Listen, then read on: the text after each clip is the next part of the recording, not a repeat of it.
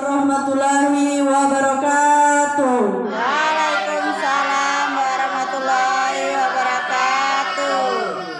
Terhormat Ibu Kepala Sekolah SMP Negeri 5 Kaur, yang saya hormati Bapak Wakil Kepala Sekolah SMP Negeri 5 Kaur, dan teman-teman yang saya banggakan. Pertama-tama marilah kita mengucapkan puji dan syukur kita kepada Allah Subhanahu wa Ta'ala, karena berkat rahmat-Nya lah kita masih diberi kesehatan dan kesempatan untuk berkumpul di ruang kantor ini seperti biasanya. Di sini selawat serta salam tak lupa kita haturkan kepada junjungan kita Nabi Muhammad SAW, karena berkat beliaulah telah membawa kita dari alam kebodohan menuju alam yang penuh dengan ilmu pengetahuan seperti yang kita rasakan pada saat ini. Baiklah, langsung saja Bapak Ibu guru. Di sini saya berdiri di sini ingin berbagi, bukan karena saya lebih hebat atau ingin menggurui Bapak Ibu guru semua. Namun di sini saya ada tugas dari CGP.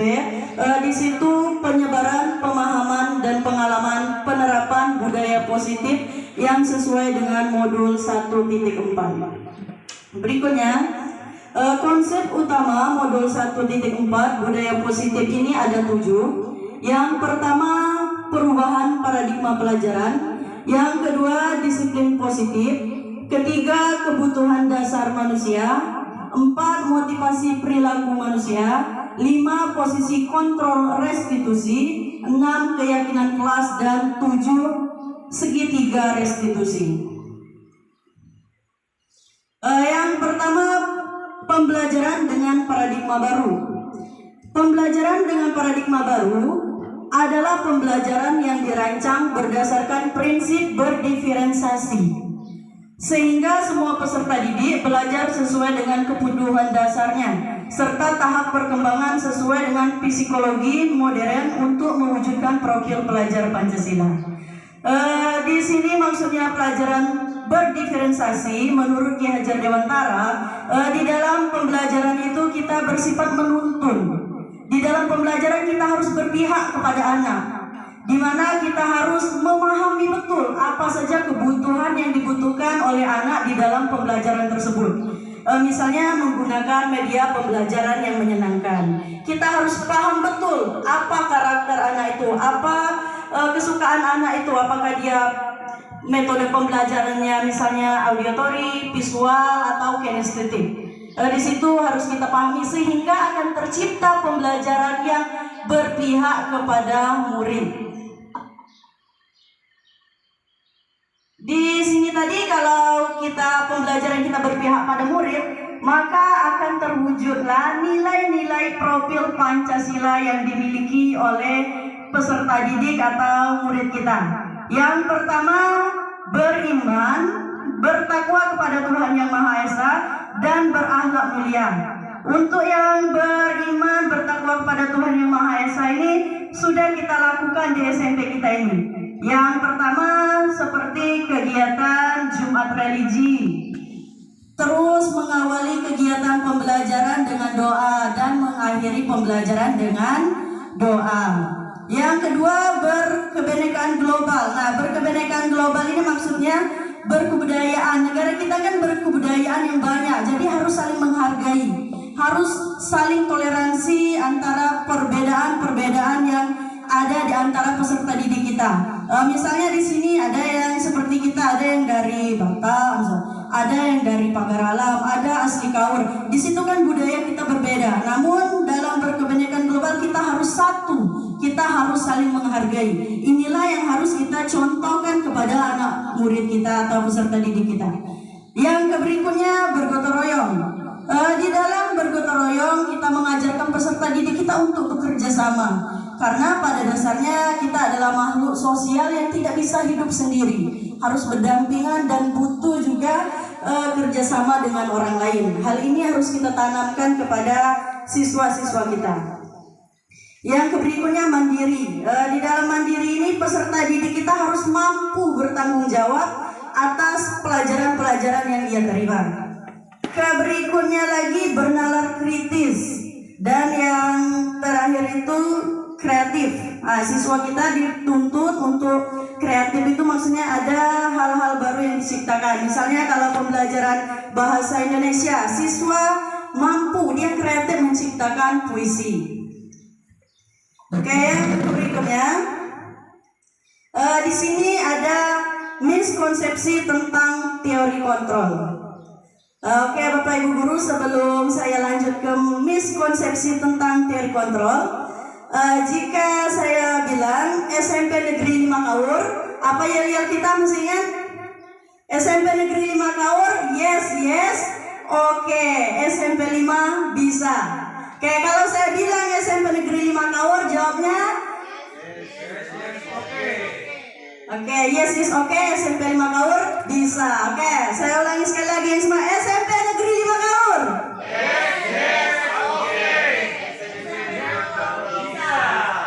Oke, terima kasih. Berikutnya miskonsepsi tentang teori kontrol. Yang pertama, kita berilusi, kita guru, kita bisa mengontrol murid. Ternyata ilusi kita itu tidak benar, karena yang bisa mengontrol adalah dirinya sendiri. Contoh, di sini kita paksakan harus membuang sampah pada tempatnya. Ketika tidak ada dari dalam diri atau kesadaran diri anak murid tersebut, maka tetap saja dia akan membuang sampah sembarangan. Kita tidak bisa mengontrolnya pada dasarnya. Yang selama ini kita berpikir, saya guru, saya bisa mengontrol mereka. Padahal yang bisa itu dirinya sendiri, kesadaran dalam siswa itu sendiri. Yang kedua, kita berilustrasi atau di situ bahwa semua penguatan positif, efektif dan bermanfaat. Ternyata di situ penguatan positif atau bujukan itu adalah bentuk-bentuk kontrol. Selanjutnya, kita berilusi bahwa kritik dan membuat orang merasa bersalah dapat menguatkan karakter. Ternyata di situ untuk menggunakan kritik dan rasa bersalah untuk mengontrol murid menuju pada identitas gagal. Maksudnya di sini, misalnya ketika ada siswa terlambat, kita membuat siswa tersebut merasa bersalah. Nah, terlambat lagi kamu nak. Saya kecewa nih dengan kamu. Berulang-ulang diingatkan tetap saja kamu terlambat. Ibu kecewa nih selaku wali kelas dengan kamu. Hal itu ya bisa anak itu mungkin tidak mengulanginya lagi, tapi anak tersebut akan gagal. Oh, ternyata saya ini selalu membuat orang merasa kecewa. Seterusnya ada ilusi bahwa orang dewasa memiliki hak untuk memaksa. Karena kita merasa kita lebih tua, lebih dewasa, maka kita berhak untuk memaksa murid tersebut. Ternyata di situ banyak orang dewasa yang percaya, katanya bahwa mereka memiliki tanggung jawab untuk membuat murid-murid berbuat hal-hal tertentu. Ternyata Bapak Ibu Guru, kita tidak bisa memaksakan kehendak kita terhadap anak murid tersebut. Karena pada dasarnya mereka itu bisa bertindak dan berbuat itu berdasarkan di dalam dirinya sendiri, kesadaran siswa tersebut. Selanjutnya di sini ada di situ ada dulu ya stimulus respon yang kita percaya, stimulus respon lawan teori kontrol pandangan tentang dunia. Kalau stimulus respon yang sering kita kenal itu, pertama realitas kebutuhan kita sama. Ternyata pada teori kontrol tentang dunia, realitasnya kebutuhan kita itu berbeda. Terus lagi di stimulus respon semua orang melihat hal yang sama. Pada teori kontrol setiap orang memiliki gambaran yang berbeda. Semua orang tidak bisa kita paksakan untuk sama. Berikutnya itu kita mencoba mengubah orang agar berpandangan sama dengan kita. Kalau teori kontrol pengembangan dunia, kita berusaha memahami pandangan orang lain tentang dunia. Kita yang harus memahaminya, bukan kita ingin mengubahnya supaya pendapat atau pandangannya sama dengan kita. Tidak bisa seperti itu. Kita harus memahami tentang orang tersebut. Berikutnya, perilaku buruk dilihat sebagai sesuatu kesalahan. Setiap orang berlaku buruk itu adalah hal yang salah. Padahal semua perilaku itu memiliki tujuan. Orang itu berbuat positif ataupun negatif karena memiliki tujuan tertentu. Terus stimulus respon yang berikutnya, orang lain bisa mengontrol saya. Kita berpikir bahwa orang lain bisa mengontrol saya. Namun pada teori kontrol tentang dunia, hanya Anda yang bisa mengontrol diri Anda. Terus saya bisa mengontrol orang lain. Pada teori kontrol tentang dunia, Anda tidak bisa mengontrol orang lain. Selanjutnya, pemaksaan ada pada saat bujukan gagal. Nah, pada saat kita bujuk-bujuk siswa kita, mereka tidak mau, di situ kita paksa. Ternyata di situ tentang teori kontrol dunia, di situ tidak boleh. Katanya di situ kolaborasi dan konsensus menciptakan pilihan-pilihan baru. Jika dia tidak mau mengikuti kehendak kita, kita kasih pilihan-pilihan baru yang mana orang tersebut akan mengikutinya. Berikutnya, model belajar menang kalah. Kata stimulus respon ini, ada yang menang, harus ada yang kalah. Namun pada teori kontrol tentang dunia, model berpikirnya menang-menang. Di dalam teori kontrol semuanya harus menang. Tidak boleh ada yang kalah. Berikutnya, di sini disiplin positif. Kalau tentang disiplin, di sini kalau saya yakin Pak Rozi dengan Pak Benar ini paham yang tentang disiplin. Ketika berbicara tentang disiplin, Pak Rozi kira-kira apa yang tergesit di benak Pak Rozi tentang disiplin?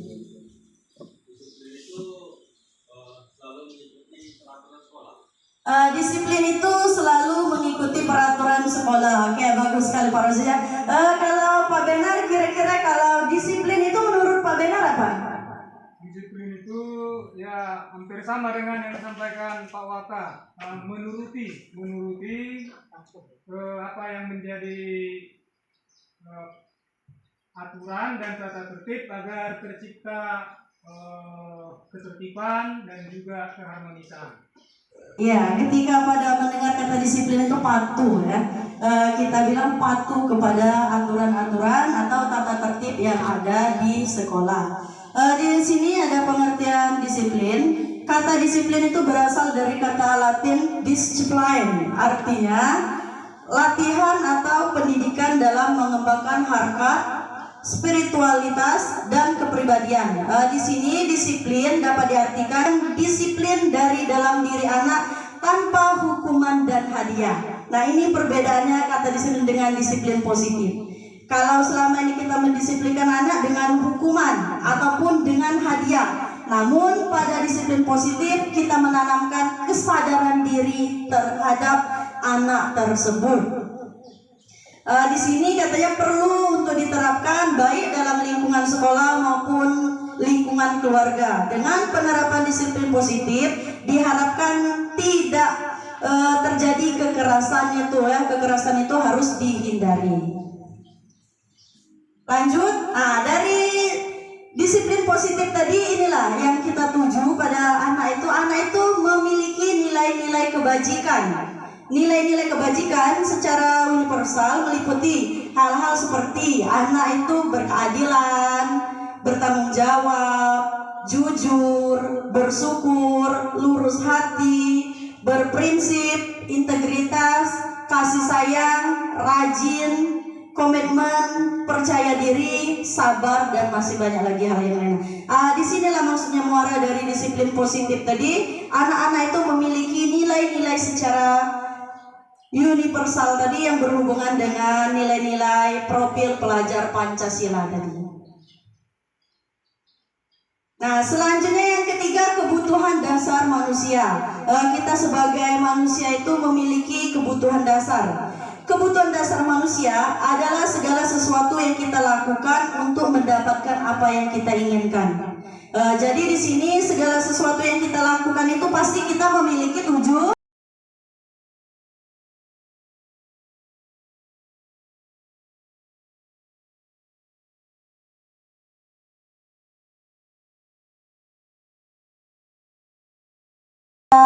Terpenuhi kebutuhan bertahan hidupnya atau belum. Terus yang kedua ini kasih sayang dan rasa diterima. Contohnya saja di sini kita saja selaku guru, ketika kita merasa tidak diterima keberadaan kita di sini, pasti kita merasa tidak nyaman, tidak enak. Begitu juga dengan siswa kita, mereka itu membutuhkan kasih sayang dan rasa diterima. Kita pedulikan, terus kita suruh mereka bekerja sama dengan teman-temannya. Selanjutnya penguasaan. Penguasaan itu adalah harga diri. Harga diri, keinginan untuk dianggap, memimpin, berprestasi dan didengarkan. Keempat, kebebasan. Mandiri, memiliki pilihan, mencoba hal baru, mampu mengandalkan arahnya sendiri. Nah, yang terakhir itu kesenangan, bermain, humor dan tertawa. Ibu, saya yakin kalian di sini pasti senang dengan namanya humor, bercanda kalau di sini. Itu semua kita lakukan pada dasarnya untuk memenuhi kebutuhan dasar kita, yaitu kesenangan. Seperti misalnya Pak Rozi ini sering sekali dia bercanda. Pada dasarnya saat dia bercanda itu dia ingin memenuhi kebutuhan dasarnya. Makanya bercanda ya Pak Rozi. Ya, penampakan di belakang gitu. Ya, selanjutnya setelah kebutuhan dasar tadi, kita lanjut bagian budaya positif yang keempat, motivasi perilaku manusia. Di situ ada motivasi ekstrinsik dan intrinsik. Kalau motivasi ekstrinsik itu untuk menghindari ketidaknyamanan atau hukuman, ya. Kalau siswa kita contohkan, kita tanya pada anak dulu, kenapa kamu misalnya tidak memakai kacu? Di situ siswa kita ketika dia memiliki motivasi intrinsik, dia akan menjawab dengan kesadaran supaya saya rapi, Bu. Tapi ketika kita tanya, misalnya dia tidak memakai kacu tadi karena takut dihukum, takut kena sanksi, takut kena poin, berarti anak tersebut termotivasi dengan ekstrinsik. Atau lagi di sini ada motivasi ekstrinsik yang berhubungan dengan imbalan atau penghargaan dari orang lain. Contohnya, ketika ada siswa yang menemukan kontak motor temannya, di situ dia cepat-cepat mengembalikan dengan Pak Rozi. Alasannya apa nak kamu kembalikan? Agar mendapatkan poin plus dari Pak Rozi, ya, agar poin minus saya atau poin negatif saya terkurangi. Nah, di situ anak itu dia termotivasi karena ingin mendapatkan imbalan, bukan karena kesadaran dirinya sendiri. Terus di sini dari motivasi tadi ada untuk pertama penghukum. Kalau penghukum itu hukumannya tidak terencana, tiba-tiba, murid tidak tahu apa yang akan terjadi, tidak dilibatkan serta bersifat satu arah. Contoh, di situ misalnya ada siswa yang datang terlambat. Kamu ini datang terlambat terus, silakan lari ke lapangan itu 10 keliling. Terlambat terus. Siswa tidak tahu kalau dia terlambat dia akan disuruh lari lapangan 10 keliling tadi. Itu namanya penghukum. Terus konsekuensi, perbedaan konsekuensi dengan penghukum ini. Kalau konsekuensi terencana, misalnya ketika siswa tidak memakai kacu, maka konsekuensinya sudah tahu anak tersebut. Oh, kalau saya tidak pakai kacu sesuai dengan peraturannya yang ada, konsekuensinya adalah misalnya mendapatkan poin 5. Anak tersebut sudah tahu itu perbedaannya dengan hukuman tadi. Terus lagi yang berikutnya restitusi. Kalau restitusi ini proses menciptakan kondisi bagi murid untuk memperbaiki kesalahan, proses kolaborasi yang mengajarkan murid untuk mencari solusi sendiri. Misalnya ketika anak tidak pakai kacu tadi, kita tanya dulu alasannya, nak kenapa tidak pakai kacu? Misalnya karena ringnya hilang. Nanti di situ anak tersebut kita ajak berdialog atau berdiskusi bagaimana cara mengatasi masalahnya. Lanjut, di sini ada 5 posisi kontrol kita sebagai guru. Penghukum. Kira-kira di sini siapa yang sering memposisikan dirinya sebagai penghukum? Ada? Ya, siapa di antara teman-teman yang suka menghukum? Berarti posisinya ada di posisi penghukum. Berikutnya, pembuat rasa bersalah. seperti yang saya contohkan tadi, menunjukkan kalau kita kecewa. Yang ketiga, posisi teman. Keempat, pemantau. Dan kelima, manajer. Kira-kira sebelum saya jelaskan, kalau Ibu Nidar, kira-kira Bu Nidar memposisikan diri kontrol guru yang mana, Bu Nidar? Penghukum, pembuat rasa bersalah, teman, pemantau, dan manajer. Ibu Nidar berada di posisi mana? Ada di posisi teman. Oke, bagus ya. Kalau Ibu Romia, kira-kira posisinya di mana, Ibu Romia? Ibu Romia lebih ke pemantau. Oke, bagus juga. Kalau Pak Ramadan kira-kira di posisinya berada di kemana? Manajer atau yang mana Pak Ramadan? Oh, kalau Pak Ramadan yang pembuat merasa bersalah ya. Saya bilang Bapak kecewa dengan kalian. Kalian ini pasti kalau berbuat seperti ini akan membuat orang tuanya kecewa, malu. Oke. Di sini akan saya paparkan tentang pengertiannya. Nah, ini ada contoh penerapan 5 posisi kontrol guru tadi. Di sini ada kasus siswa datang terlambat ke sekolah. Kalau penghukum di situ langsung deh, kamu ini datang terlambat terus. Sana bersihkan WC situ sampai bersih semua. Awas kalau tidak bersih. Di situ posisi penghukum. Nah, siapakah kira-kira di situ? Yang kedua, pembuat rasa bersalah. Kalau pembuat merasa bersalah itu sudah berapa kali Ibu ingatkan, jangan datang terlambat. Namun kamu tetap saja terlambat. Ibu selaku wali kelas kamu kecewa sekali dengan kamu, nah terus diulangi. Terus lagi ke berikutnya, kalau sebagai teman di situ, ayo dong ikuti aturan sekolah. Ini saja. Ya sudah, tidak apa-apa. Lain kali jangan diulangi lagi ya. Kalau kita posisi sebagai teman ini, kita itu sering membebaskan anak datang terlambat, sekedar kita tegur, mereka bebas. Entah itu dari hukuman atau konsekuensi dari bebas anak. Itu yang posisi kita sebagai teman. Terus kalau posisi kita sebagai pemantau, di situ katanya kamu sudah melanggar peraturan sekolah. Kamu tahu konsekuensinya kalau datang terlambat. Di situ kita memantau, kita ingatkan sudah berapa kali terlambat, kalau terlambat apa hal yang akan diperolehnya atau didapatnya. Kita mengingatkan, memantau, mengukur sudah berapa banyak kesalahan yang dilakukan oleh anak. Pemantau tadi Bu Romia, bagus itu. Terus, nah ini yang sebagai manajer. Namun secara bertahap Bapak Ibu Guru, saya yakin kalau kita mengajar dengan hati, secara bertahap posisi kontrol kita akan berubah. Dari penghukum bisa menjadi teman, dari teman bisa menjadi pemantau, bahkan yang paling bagus saya yakin kita itu bisa menjadi manajer. Di sini kita berusaha ya, memang kata orang itu teori tidak semudah praktek. Tapi kalau seiring berjalan kita pahami, insya Allah kita akan sampai kepada tahap manajer ini. Di tahap manajer ini kita mengajak siswa untuk berdialog. Misalnya, apakah kamu tahu kesalahan kamu? Kira-kira bagaimana memperbaiki kesalahan kamu? Di sini kita ajak siswa mengatasi masalahnya, bukan kita hukum atau kita kasih konsekuensinya. Di situ siswa diajak berdialog, diajak bagaimana cara mengatasi masalah yang dihadapi siswa tadi. Misalnya kalau datang terlambat, tanya dulu alasannya. Apa alasan kamu datang terlambat?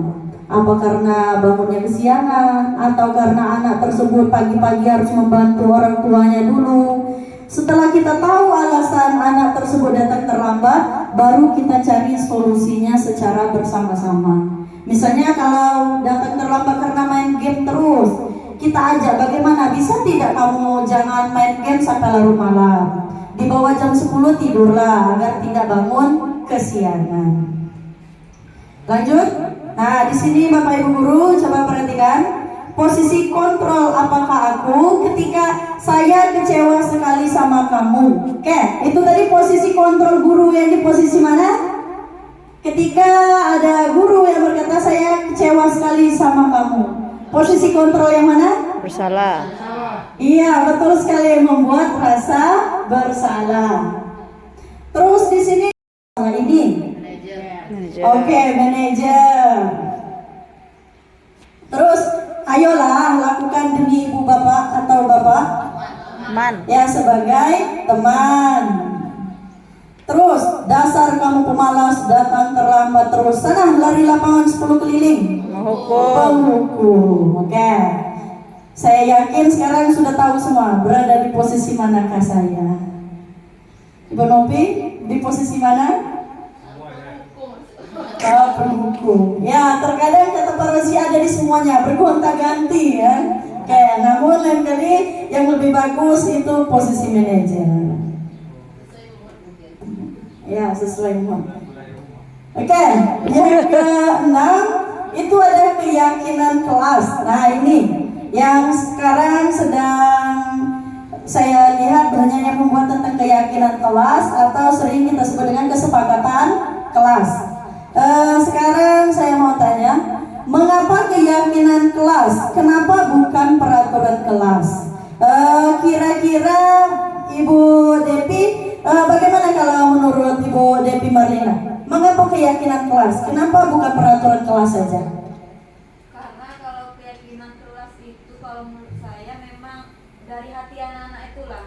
Kalau mereka memang mau dipatuhi, memang mereka patuhi karena itu keyakinan dari hatinya. Tapi kalau peraturan itu kesannya memaksa anak-anak, itu menurut saya. Oke, kalau keyakinan itu katanya menanamkan keyakinan dari dalam hati anak-anak tersebut. Namun kalau peraturan itu kita yang membuat, yang memaksa anak untuk berbuat sesuatu. Oke, betul sekali. Terima kasih Bu Devi. Nah, jadi itulah alasan kenapa kita harus membuat keyakinan kelas. Kita yakinkan anak dari dalam dirinya, bukan karena kehendak kita. Di sini untuk pembentukan keyakinan kelas, saya lihat sudah banyak yang membentuk. Namun di situ coba kita lihat lagi cara membentuk keyakinan kelas. Yang pertama bersifat abstrak, yang kedua berupa pernyataan universal, ketiga dibuat dalam pernyataan positif, 4 sedikit saja agar mudah diingat, 5 siswa dilibatkan dalam membuat keyakinan kelas. Di sini dalam membuat keyakinan kelas kita harus menggunakan kata-kata yang positif. Contohnya, ketika siswa itu misalnya sering mengganggu kawannya, jangan kita buat dilarang mengganggu teman, tapi di situ kita buat kalimat positif, misalnya saling menghargai.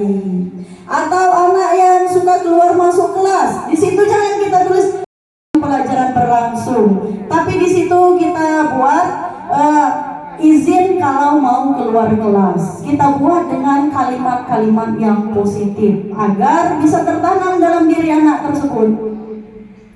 Selanjutnya kita membuatnya harus melibatkan anak-anak. Kita harus sepakat, jangan kehendak kita.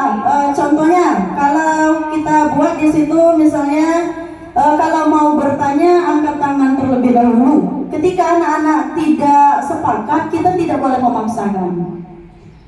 Harus ada keterlibatan siswa. Siswa harus tahu, bukan kita saja yang menentukan, tapi juga siswa terlibat dalam membuat keyakinan kelas.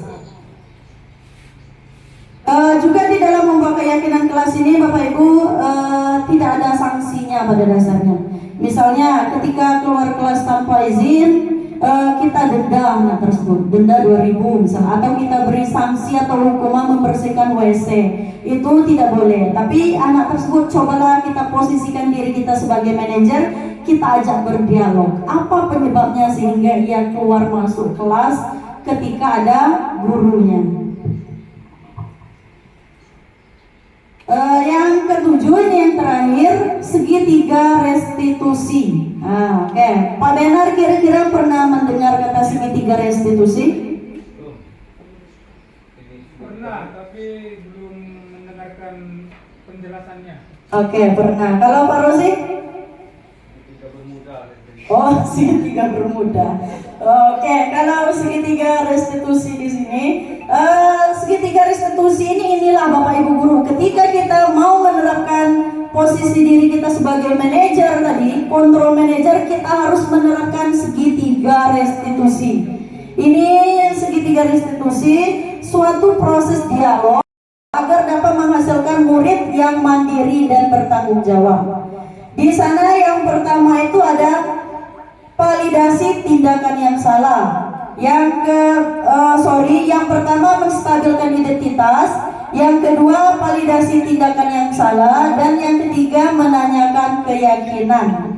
Di sini ada penjelasan. Nah, pada bagian menstabilkan identitas, tujuan untuk merubah orang yang gagal karena telah berbuat kesalahan menjadi orang yang sukses. Di sana kita stabilkan, kita tenangkan dulu anak-anak. Misal, ketika ada anak yang berkelahi, di situ kita tanya, kenapa misalnya kamu berkelahi menjambak rambut temannya? Setelah kita dengarkan alasan atau penjelasan dari anak tersebut, kita stabilkan identitasnya. Ya wajar kamu berbuat seperti itu. Namanya saja manusia, tidak ada yang sempurna. Misalnya ibu di posisi kamu, mungkin ibu juga akan menarik rambutnya. Tapi untung saja kamu tidak melakukan hal yang lain, misalnya menamparnya.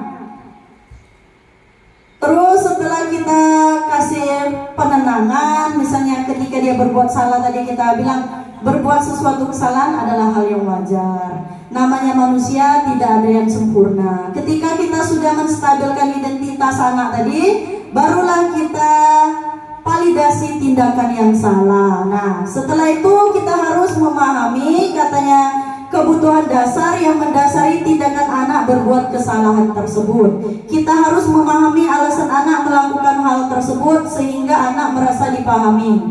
Misalnya dengan pertanyaan, mengapa kamu melakukan hal tersebut? Terus yang berikutnya, kamu bisa saja melakukan hal yang lebih gegabah dari ini, bukan? Tapi setelah kita tahu tadi, anak sudah tenang tadi, baru kita validitas tindakan kesalahan, validasi tindakan yang salah tadi kita tanya. Oh, namun hal itu tidak boleh lagi dilakukan.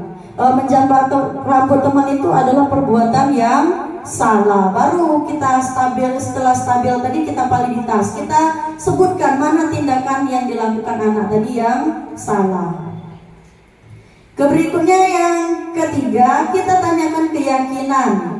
Untuk menanyakan keyakinan ini, anak itu termotivasi intrinsik.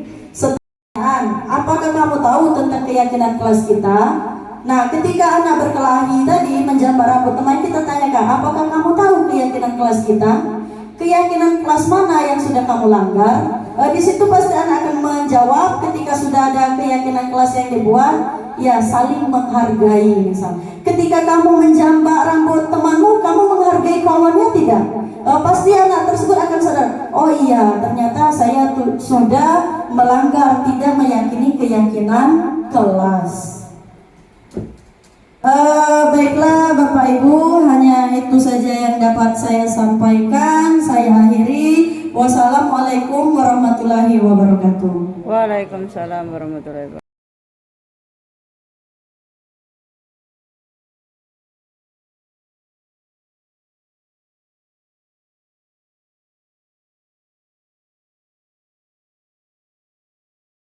Warahmatullahi wabarakatuh. Waalaikumsalam warahmatullahi wabarakatuh. Apa kabarnya anak-anak? Baik. Alhamdulillah. Baiklah anak-anak, di sini hari ini kita akan membuat tentang keyakinan kelas. Ada yang tahu apa keyakinan kelas?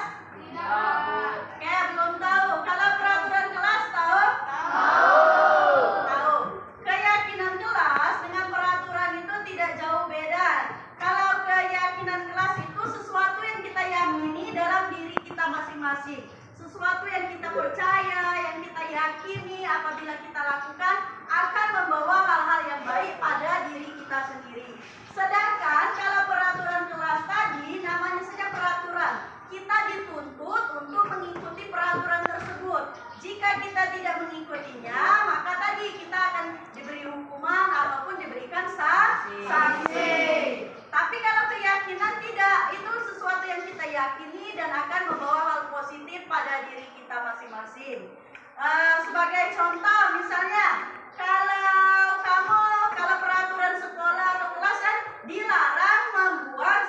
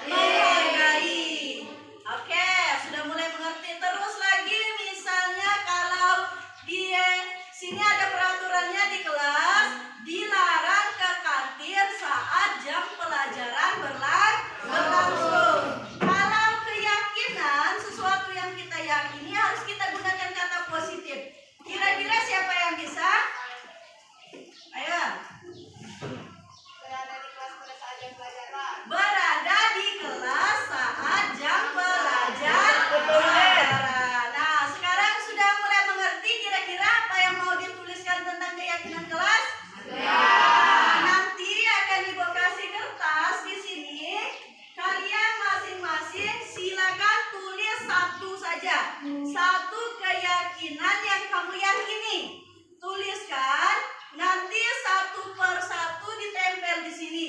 Setelah semuanya nulis, kita pilih hal yang sama, kita tempel satu saja. Setelah nanti baru kita seleksi, kita pilih, dan juga nanti akan ditandatangani sebagai bentuk wujud kalian sepakat. Keyakinan kelas itu harus disepakati. Nah, kalau semuanya sudah sepakat, baru kita jadikan keyakinan kelas di kelas 7. Satu orang satu keyakinan. Oke.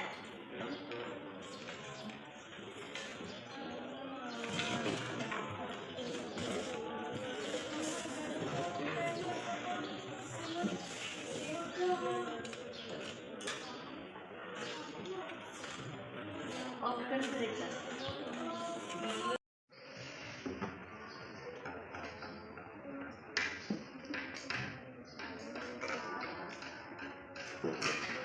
Jadi baca.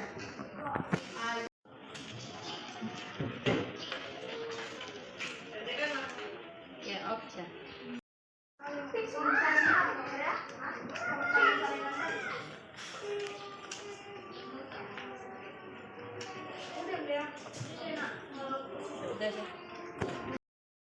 Orang silakan tulis satu saja keyakinan yang kalian yakini.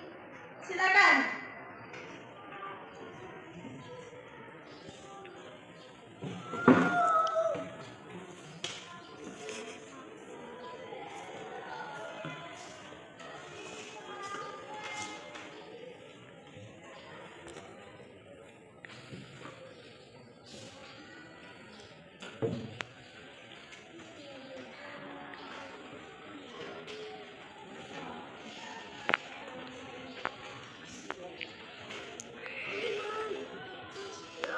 Ya, silakan ditulis ya. Satu keyakinan yang kalian yakini. Yuk.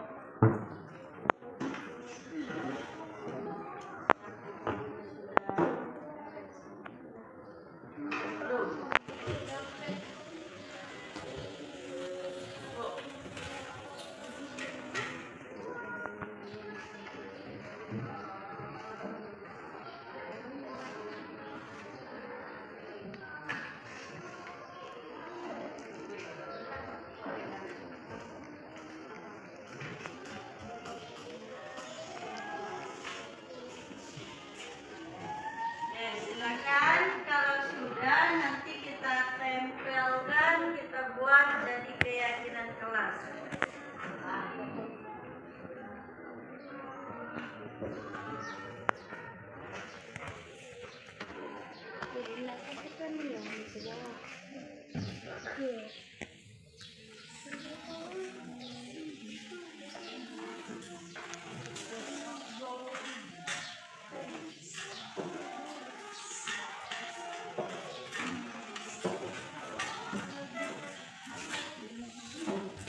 Penempelan ini sudah Ibu buat keyakinan kelas 7C. Nanti secara bergiliran silakan ditempelkan.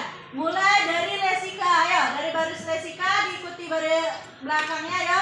Silakan ditempelkan. Oke ya, tempelkan. Tempelkan, duduk tempatnya kembali.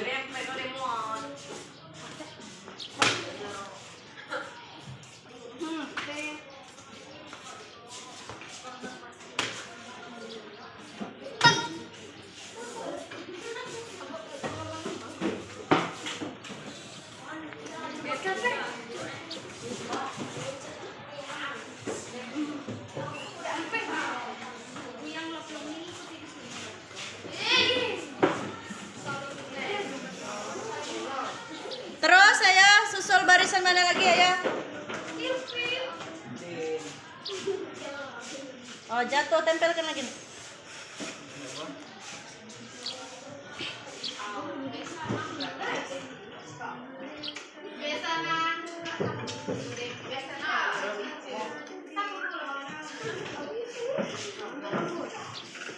Ayo, lanjutlah.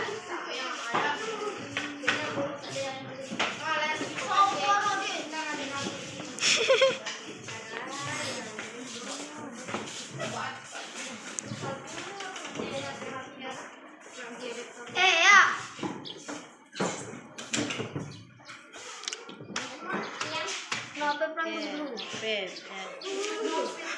Ayo.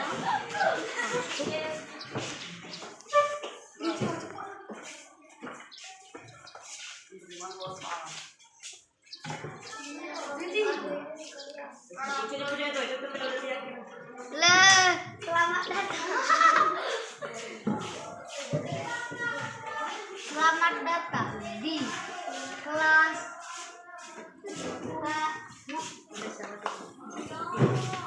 Sama kita pilih satu saja ya. Ibu seleksi dulu mana kata-katanya yang sama. Kita pilih salah satu untuk dijadikan keyakinan kelas 7C.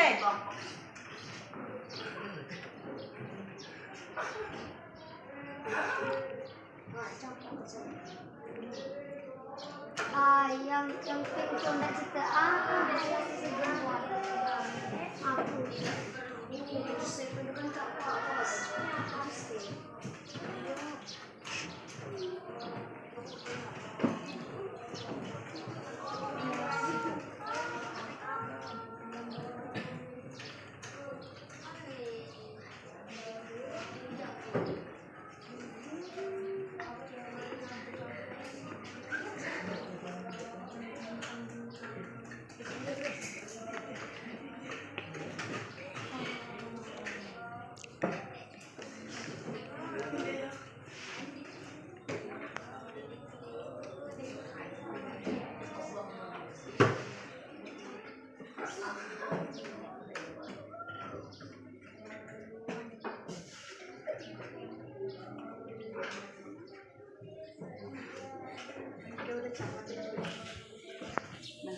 Tadi jadi keyakinan kelas kita tinggal 2, 4, 6, 8. Yang pertama itu menjaga kebersihan kelas, yang kedua saling menghormati, yang ketiga saling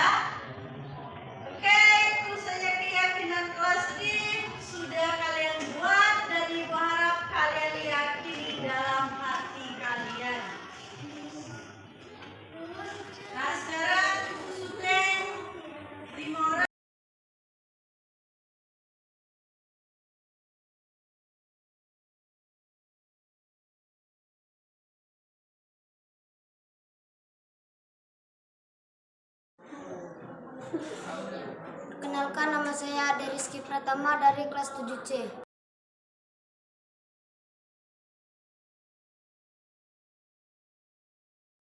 Keyakinan kelas itu penting. Senang.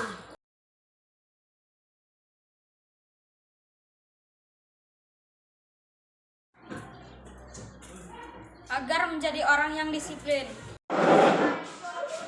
Agar menjadi orang bertanggung jawab.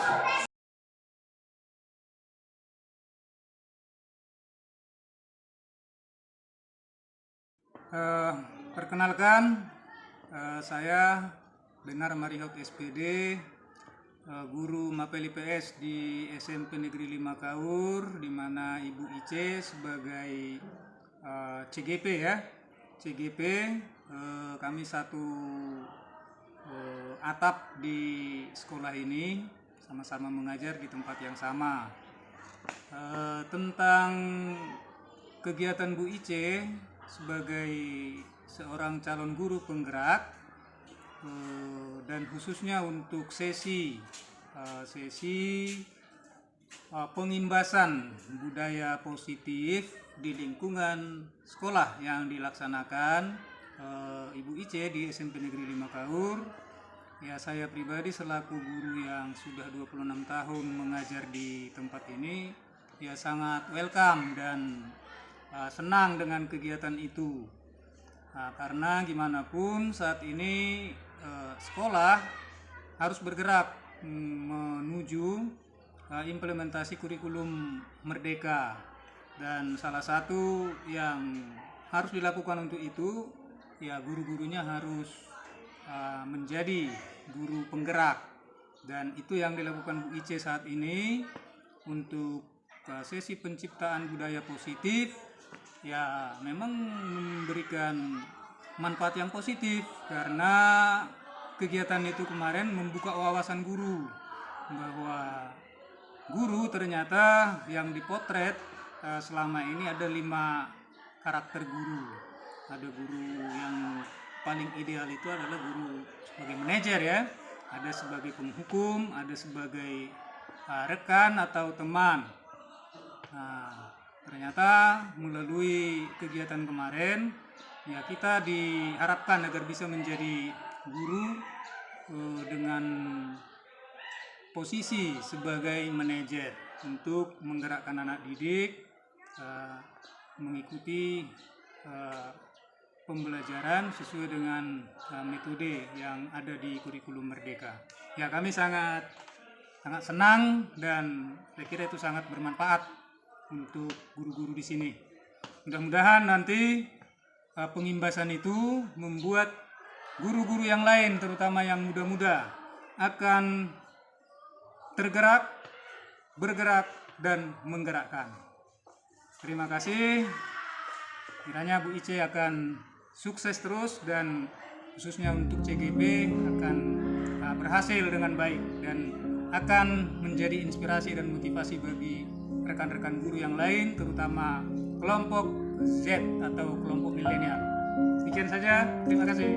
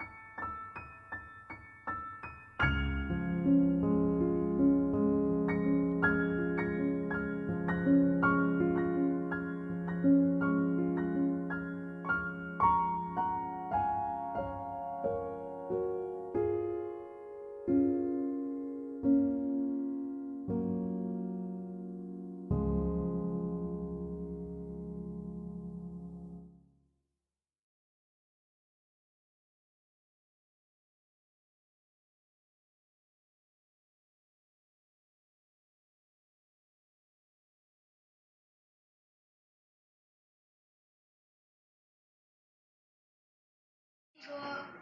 Ya, silakan masuk.